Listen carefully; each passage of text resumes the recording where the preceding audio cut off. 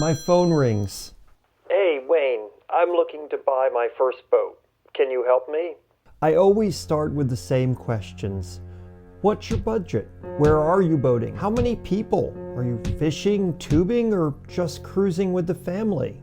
What I find is that most people want the unicorn. They want a brand new 23-foot offshore cabin cruiser that handles rough water, seats 8 people, is easy to tow with a small SUV. It sips fuel, and here's the kicker.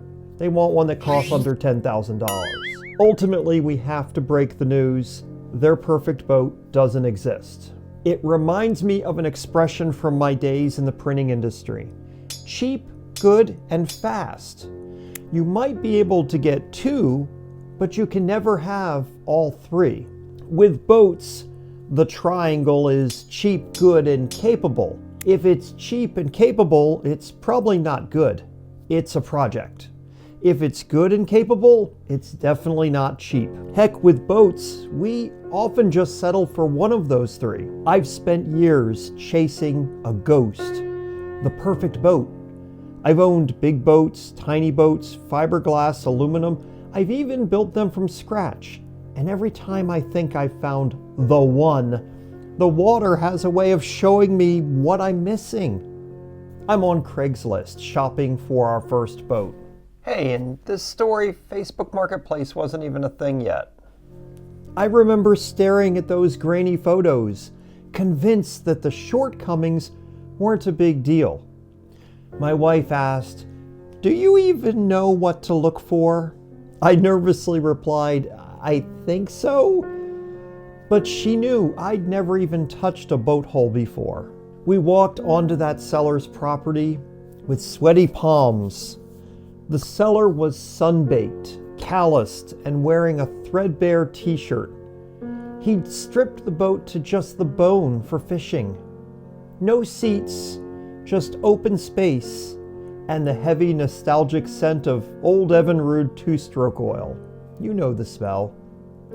That boat checked exactly one box. It was cheap. But that imperfect boat was the most important one we ever owned. Why? Because it taught us that we actually liked being boaters. That experience started a journey, which now has been 9 boats in 8 years. I'm still looking for the next one. Why? Because my 15-foot Glastron is a dream for 2 people. But when 4 of us went fishing a few months ago, it felt like a crowded elevator. Let me take a second here. You might notice that I'm often wearing this PFD right here.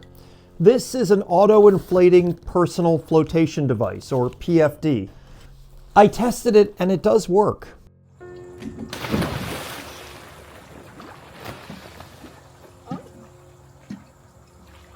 It has a little CO2 cartridge that makes it self-inflate when it's needed.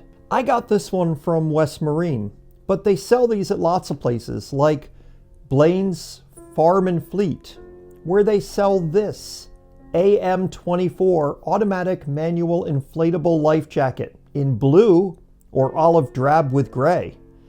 These are way more comfortable and easy to wear than any other life jackets to keep you safe on the water. If you want to buy one, I have links in the video description. Let me tell you about Brad. Brad's obsession was speed. He wanted a rocket.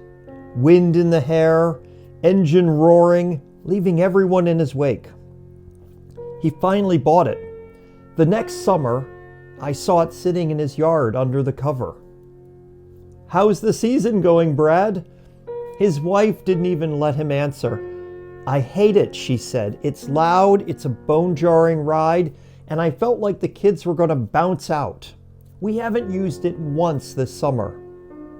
As she walked away, I told him, "Brad, riding a roller coaster is fun, but nobody wants to live on one every weekend." Brad bought the perfect speedboat, but he forgot that he needed a family boat. My phone rang again the other day. Another friend totally lost in the options. My advice to her and to you is this: don't look for the perfect boat, Just look for your first boat. Buy something used, buy something affordable, buy something you can launch by yourself. Within a few months, that boat will talk to you. It will tell you exactly what you actually need for your next boat. Every boat is a compromise. For us, a boat capable of a safe run to Annapolis is a headache to maintain.